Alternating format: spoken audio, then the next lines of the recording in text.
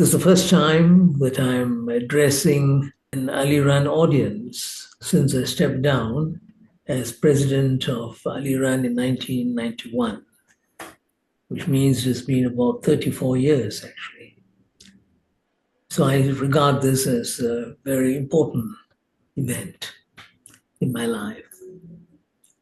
And Aliran has continued to talk about justice, freedom, equality, human dignity, integrity, inclusivity, all the issues which have been important to Aliran right from the outset. So that has remained. When Aliran began in 1977, the environment was not very conducive to NGOs because we had this fear of ISA. A lot of people were afraid to speak up. As far as I remember, the major challenges we faced from the very beginning was just to get Aliran registered took us 2-3 years. One day out of the blue, we got a letter supposedly from the Communist Party of Malaya congratulating us and saying that they are supporting us and all that. We knew, of course, the letter is coming from Special Branch. So Ariffin, who was our secretary then, just took it back and took it to the police and handed it back to the Special Branch. And after that, I was joking to us, you have returned it to the sender, you know. So it was fun in a way, but it was also a lot of tension. But overall, we overcame that challenge because the approach we took, because we always advocated non-violence, peaceful, and we are not interested in being in active party politics. We just want to see the system improve.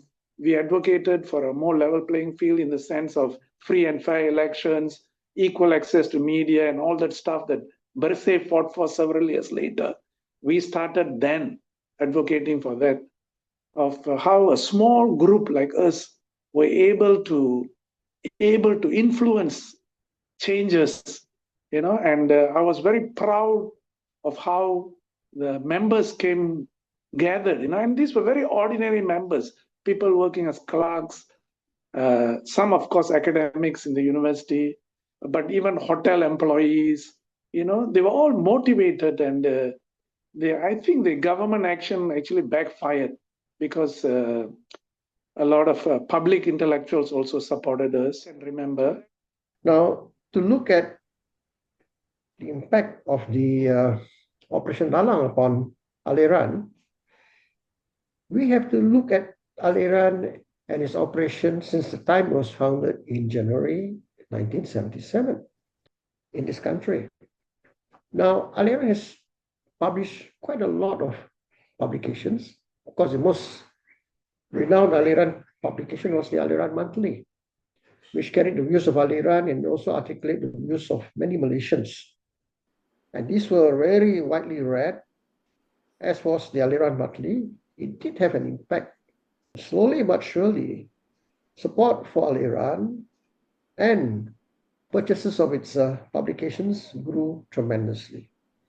But still, for a small organization, its impact was tremendous. A government that was not used to any form of criticism or comment, which was impinging on the policies that they were carrying out, was looking at us with some unease and perhaps with a bit of disdain. And this was a situation in which we were operating in for the years before Operation Lalang was launched against us.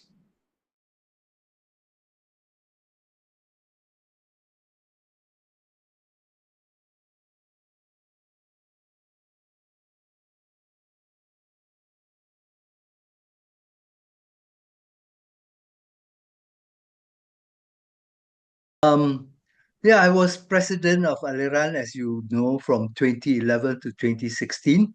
This period coincided with actually reformasi taking place, and it beginning to take a few steps forward. What does it mean for us? How can we take things forward, so to speak? But at that time, we had not gone digital. we decided, oh, this is something that we have to aspire towards. Good, if you begin to have an alternative government in place. At the same time, we felt that you have to consolidate civil society. Many of us in Aliran felt that it was not our role to jump into the fray, the political arena, but actually to work from the outside to contribute towards the consolidation of civil society. And we wanted to insist that that civil society space would be actually autonomous. I joined Aliran in 1998. So when I became president, I had already been in the organization for 18 years, so you learn a lot about how the organization is run, the kind of activities, the kind of values which are held by the organization. So, becoming a president, it was rather daunting because, people told me that there were big shoes to fill. And really, you have to find your own pair of shoes to walk this Aliran path. So when you look at the women in the EXCO, currently they're about 30%. And again, when you look at the gender breakdown in the membership, women only make up about 28% of the members. So that's something to really think about as to why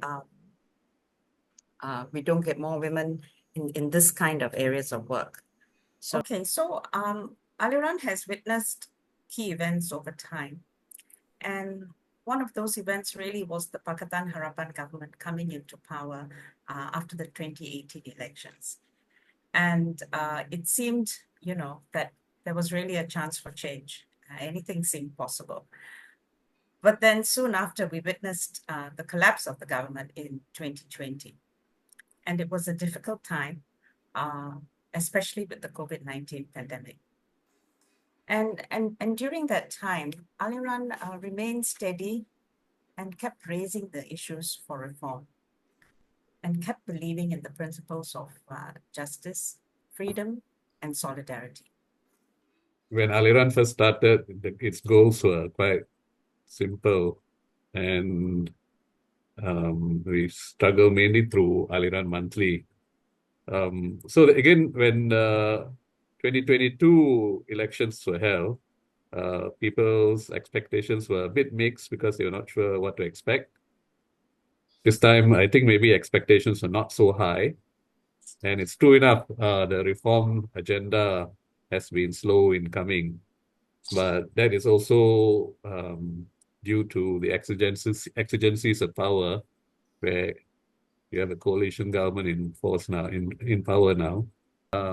We placed too much hope on our politicians. Aliran itself has evolved from a small group to now it's reaching out to a wider network of people, not just through our website, but through our members as well, who are involved in so many other different groups. The realities of power in this country, big power, we have a lot of vested interests. And so reforms will be slow, very slow in coming, unless people work from the grassroots to push for change. And we can push for change through the networks we are in. And I believe that everybody doing their part is what will bring about that change.